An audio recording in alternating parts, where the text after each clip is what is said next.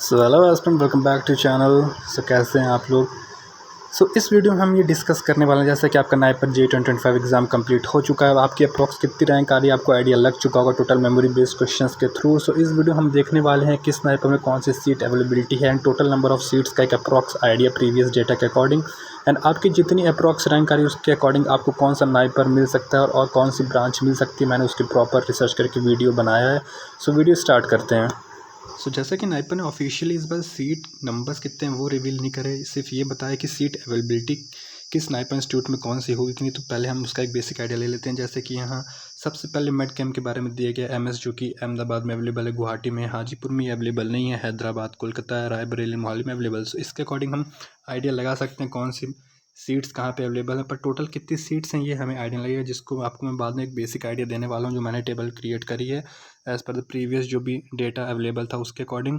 First जैसे कि हम देख सकते हैं ट्रेडिशनल मेडिसिन सिर्फ और सिर्फ मोहाली में अवेलेबल है, बाकी फार्माकोलॉजी सारी 9% अवेलेबल है। देन रेगुलेटरी टॉक्सिकोलॉजी सिर्फ रायबरेली मोहाली में है। ऐसी सारी सीट अवेलेबिलिटी नाइपर ने प्रोवाइड करी है। यहाँ एम फार्म के लिए भी सीट अवेलेबिलिटी दी गई है, जैसे फार्म टेक्नोलॉजी है, फार्मा प्रैक्टिस है, क्लिनिकल रिसर्च भी सिर्फ मोहाली में अवेलेबल है। अगर आपको इस फील्ड में इंटरेस्ट हो जाए तो सिर्फ आपको मोहाली चाहिए और इसके लिए बहुत ही अच्छी रैंक चाहिए, जो कि मैं आपको बताने वाला हूँ आपको कितनी रैंक पे कौन सा नाइपर एक्सपेक्ट कर सकते हैं।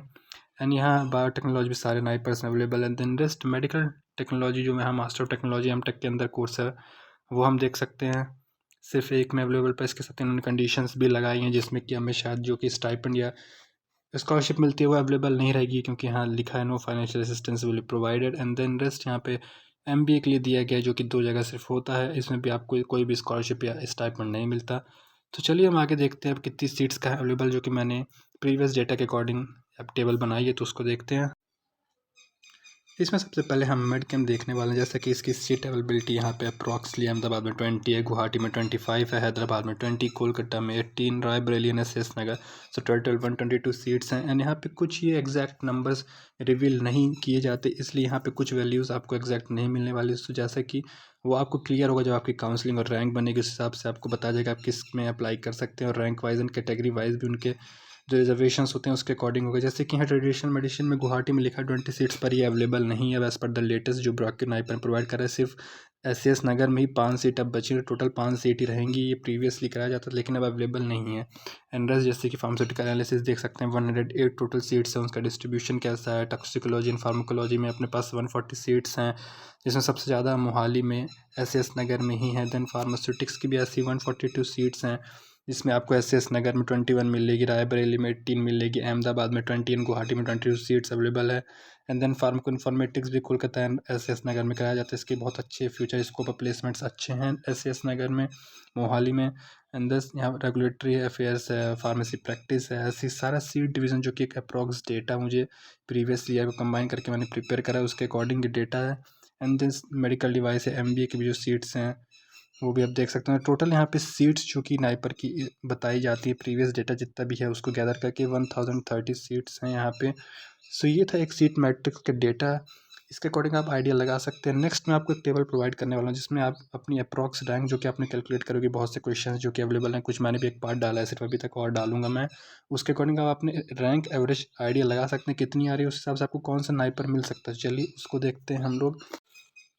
जैसे कि आप देख सकते हैं जब टॉप अपने 3 से 4 नाइपर्स होते हैं, इसमें मोहाली, हैदराबाद, अहमदाबाद एंड गुवाहाटी कंसीडर करा जाता है, क्योंकि रायबरेली, कोलकाता इतना वेल डेवलप्ड उनके इंफ्रास्ट्रक्चर या उनकी प्लेसमेंट्स नहीं है। तो उसके अकॉर्डिंग जो टॉप अपने 3 to 4 नाइपर्स हैं उसमें आपकी अप्रॉक्स कितनी रैंक आ रही है आप अगर आप कैलकुलेट कर सकते हैं, जितने मैक्सिमम क्वेश्चन आपको अगर मेमोरी बेस्ड पता लग गए हो तो उससे एक आप अप्रॉक्स आइडिया और ऑफ आइडिया लगा सकते हैं कि आपको कौन सा नाइपर में कौन सा सब्जेक्ट मिल सकता है। जैसे कि आप नाइपर मोहाली में देख सकते हैं, अगर आपकी रैंक 150 के अंदर है, हैदराबाद या इन दोनों में 100 to 150 के अंदर है, तो आपको यहाँ पे फार्माकोलॉजी आप सेफ साइड पे यहाँ पे मिल सकता है।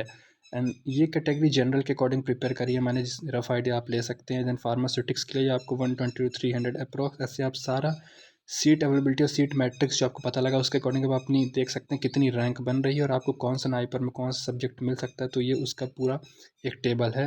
एंड देन रेस्ट यहाँ पे जनरल की रहता है कि बहुत ही अगर आपका जो ओवरऑल कट ऑफ है या टोटल स्टूडेंट्स अपीयर हुए हैं और average marks and highest marks के बेसिस पे, तो बहुत ही कम चांसेस होते हैं कि 800 या 800 के ऊपर जनरल कैटेगरी को मिलने वाला है, क्योंकि कैटेगरी वाइज डिफर करता है। तो आपके लिए सेफ साइड अगर आपको टॉप नाइपर्स चाहिए तो आप तब भी अंडर 300 या 200 रैंक में, तो आप बहुत ही सेफ साइड पे आपको मिल सकते हैं। ये ब्रांचेस वहाँ पे आपकी कोई भी जो कि आपको चूज़ करने से फार्माकोलॉजी फार्मास्यूटिक्स सबसे ज़्यादा कंसिडर करी जाती है। दिन इसके बाद मेड कैम आती है, तो वो भी आपको अंडर 150 या 350 मोहाली हैदराबाद में मिल सकती है, अहमदाबाद में मिल सकती है। देन रेस्ट आपके पास फार्मास्यूटिकल एनालिसिस, रेगुलेटरी अफेयर्स है, क्लिनिकल फार्मेसी या फार्माको इन्फॉर्मेटिक्स है।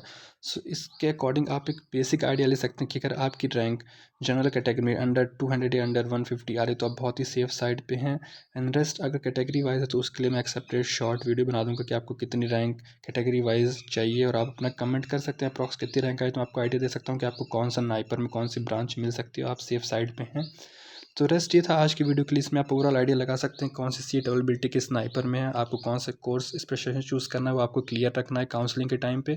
एंड देन रेस्ट आपकी अप्रॉक्स कितनी रैंक आ रही है तो उसके अकॉर्डिंग आपको कौन सी सीट से कौन से सब्जेक्ट्स मिल सकता है टॉप नाइपर्स में, क्योंकि टॉप नाइपर्स यही कंसिडर करे जाते हैं। देन रेस्ट आप फिर नाइपर के अलावा दूसरे कॉलेजेस इंस्टीट्यूट में जाना चाहते हैं तो वहाँ जीपैट का स्कोर वैलिड होगा, वहाँ भी आपको बहुत अच्छी रैंक चाहिए, क्योंकि टॉप स्कोरर्स कोई जैसे आईसीटी हो गया है, देन रेस्ट डिप्सर हो गया, वहाँ भी सीट क्योंकि बहुत ही लिमिटेड होती हैं तो बहुत जल्दी फिल हो जाती हैं, टॉप रैंकर्स ही वहाँ पे ऑक्यूपाई करते हैं सीट को। तो उसके अकॉर्डिंग आप पूरा आइडिया ले सकते हैं। सो आपको रेडी रहना है, क्योंकि आपका रिजल्ट भी अप्रॉक्स 2021 तक आ जाएगा नाइपर का। देन रेस्ट आपका जीपैट को 25 को आने वाला है। सो काउंसलिंग सारे कॉलेजेस की स्टार्ट हो जाएंगे बहुत ही जल्द। देन IIT BHU का भी एग्ज़ाम होने वाला है। देन डिप्सर की काउंसलिंग भी फिर स्टार्ट होने वाली है, आपको उसके फॉर्म्स रेगुलर स्टार्ट हो चुके हैं, आप वो फिल कर सकते हैं। देन ICT के भी जीपैट रिजल्ट के बाद फॉर्म रीओपन होंगे, जिसमें आपकी काउंसलिंग उसके बेसिस पे लिस्ट रिलीज़ होगी, जो कि जीपैट के रैंक के बेसिस पे होती है। देन आप उसमें फिर अप्लाई कर सकते हैं अगर आपकी अच्छी रैंक और आपका लिस्ट में नाम आ गया है। सो ये था आज की वीडियो के लिए। जन टेस्ट में बहुत जल्दी एक सीरीज़ स्टार्ट करने वाला हूँ नेक्स्ट 2026-2027 के स्टूडेंट्स के लिए जो 3rd या 4th ईयर में, उनके लिए फ्री कंटेंट प्रोवाइड करने वाला हूँ। उनको पूरे हैंड रिटन नोट्स रहेंगे जो कि वीडियो में लाने वाला हूँ बहुत ही जल्द, उसका एक इंट्रो पार्ट। तो ये था आज के लिए, मिलते हैं बहुत जल्द वीडियो के लिए। तब आपको कोई भी डाउट हो तो कमेंट कर सकते हैं। सो ये था आज के लिए, थैंक यू।